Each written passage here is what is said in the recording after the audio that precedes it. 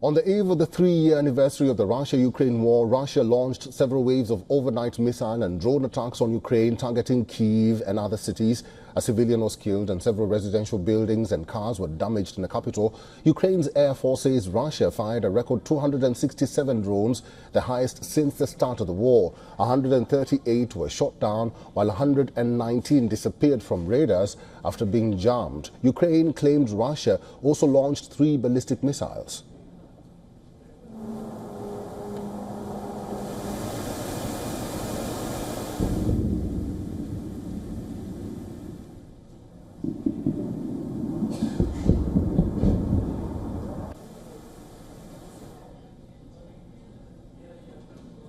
On the ground, Russia claims to have captured Novoli-Ubovka in Luhansk and struck military airfields, drone storage facilities and training sites.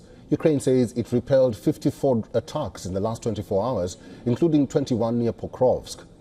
Russian President Vladimir Putin says strengthening the armed forces remains a top priority as he marked Defender of the Fatherland Day.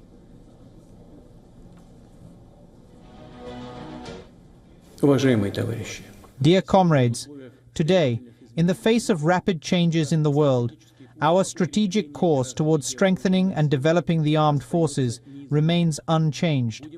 We will continue to improve the combat capabilities of the Army and Navy, their combat readiness as an essential component of ensuring Russia's security, a guarantee of its sovereign present and future, and its progressive development.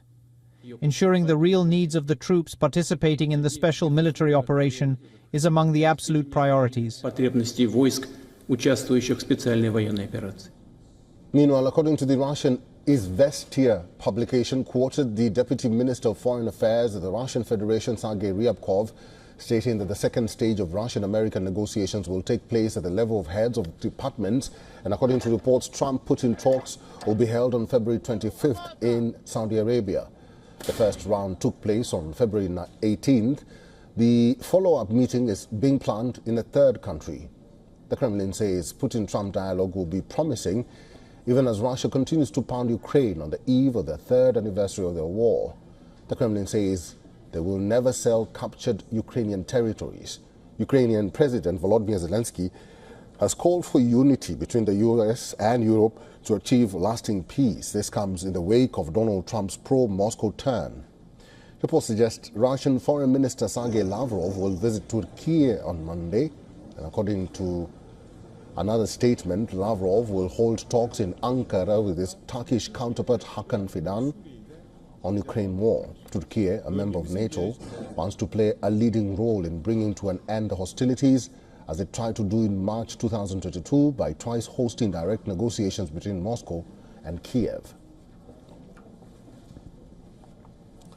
Our correspondent Anas Malik is on the ground in Ukraine, closely tracking the developments around the country in its ongoing war with Russia. He has sent us this report from the front lines in Donbass.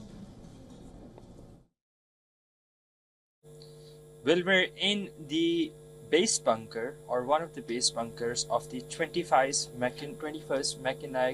Mechanized Company, which is responsible for A, fighting, and B, giving logistical support to the Ukrainian soldiers here at the front lines. We're about some kilometers away from the main front lines, where the battle for Chasiv is currently raging on between the Russian occupation forces, as they say, and the Ukrainian defense forces. And this particular company is responsible for giving both logistical support and ground support for the Ukrainian forces trying to repel the advancement from the Russian side.